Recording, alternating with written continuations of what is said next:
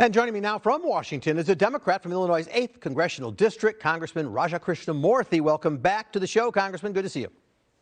Hey, great to see you, Paul. Thank you. So the president spent much of his speech talking about the economy, a significant amount where he has a lot of good news to brag about. But there was a lot of talk about, not a lot of talk, I should say, about the border. And that's a focus of Republicans. Is it that the economic message is something the president thinks will resonate better? I think the economic issue is the one that we hear the most about when we talk to constituents.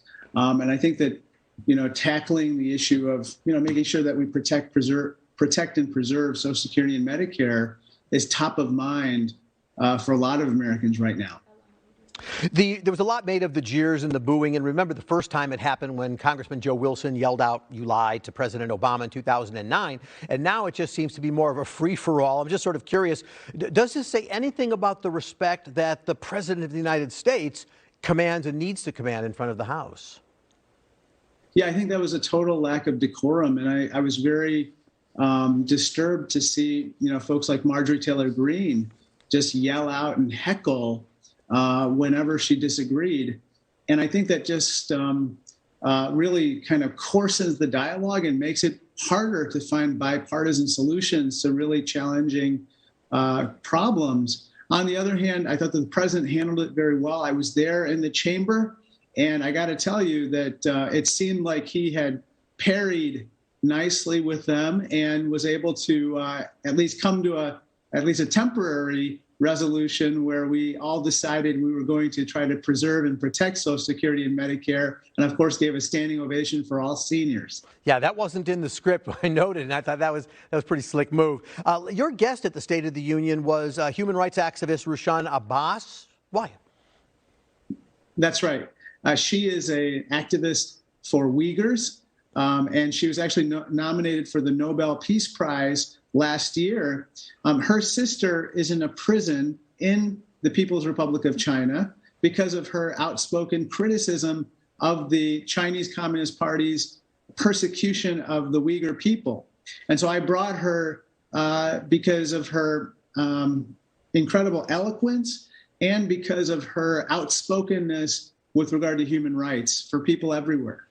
So we know that the debt ceiling is upon us. Early June is when we actually run out of money in this process. And the president solidified, I think during the State of the Union as well, that upcoming negotiations won't be now about Social Security or Medicare. Republicans are on board with that. Assuming Republicans don't want to cut the military either, if my calculations are right, that leaves about 15% of discretionary spending. Where exactly are the cuts going to come from? I don't know. I'd like to see them actually listed out by the other side, because right now, it just seems like they are talking about random cuts. But with regard to the debt ceiling, that's a very serious issue, Paul, which you already know about. Raising the debt ceiling enables the U.S. government to pay past bills that have already been incurred. And so not raising the debt ceiling would be akin to a national dine and dash, which would be catastrophic for the full faith and credit of the dollar. And I would argue that it would wreck the economy. So you are the ranking member of the new China Select Committee. Congratulations on that appointment. And so let's talk about that balloon that was flying around. We've learned that thing actually had communications gathering ability. This was not a weather balloon, as we were led to believe. And in an interview with Telemundo, the president said that the spy balloon was not a major breach. The White House said initially this was about making sure people didn't get hurt on the ground if we shot it down. Later it was about, well, we didn't want to provoke a major conflict with China. You're on the committee. You know more than any of us. Can you clear it up? Well, first of all, I have to say that the balloon was a brazen violation of our sovereignty, just days before Secretary Blinken was to visit Beijing. And so kind of an outstanding question is, did the folks at the top of the leadership know about this balloon at the time that Blinken was almost on his way to Beijing? Or did they not? In which case the right hand didn't know what the left hand is doing in the Chinese Communist Party. Either way, it's a disturbing scenario. As far as what the president did, I thought he handled it well. I think that the military leaders explained their reasoning during a classified briefing just 2 days ago. And I, quite frankly, I give deference to their judgment, given that they are on the ground and in the air about what to do. And I respectfully think that we should all give them deference on matters like this, as opposed to, wildly speculating about what should be done or not done based on incomplete information. Just a brief follow-up. Is there any concern you have that China did pick up in their communications activities in the days before we shot it down, that they got valuable information? No, I did not believe that to be true based on what I learned during the classified briefing and what we know about what our military leaders did to protect our secrets, as well as information that the balloon might otherwise have tried to collect. I know the president also in his State of the Union was pushing for a ban on assault weapons. You have actually introduced a bill called the Cool Off Act. You're hoping might have some possibilities. Talk about that.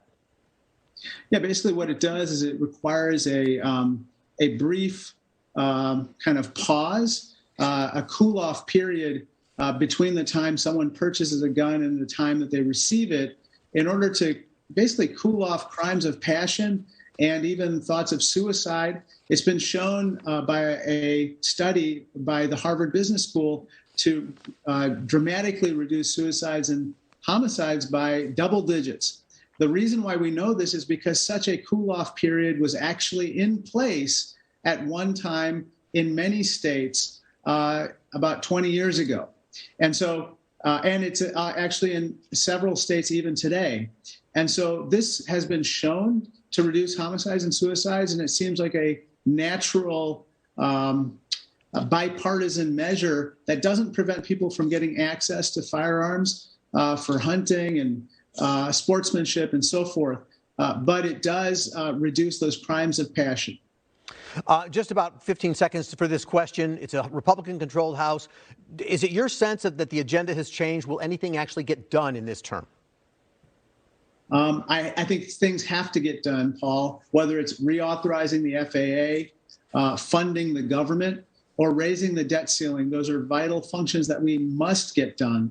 As far as beyond that, I think that we will have measures with regard to the Chinese Communist Party, whether it's through my committee or otherwise, that we can do on a bipartisan basis. And then, of course, as I've told you on programs before when I've been with you, one of my passions in Congress is workforce development, skills-based education, more resources for apprenticeships, and so forth. I think that's another area where, especially in this tight labor market, I think that Republicans and Democrats can come together and do something positive. Congressman Raja Krishnamoorthi, thank you so much for your time as always, sir. Enjoy the rest of your weekend. Thank you so much.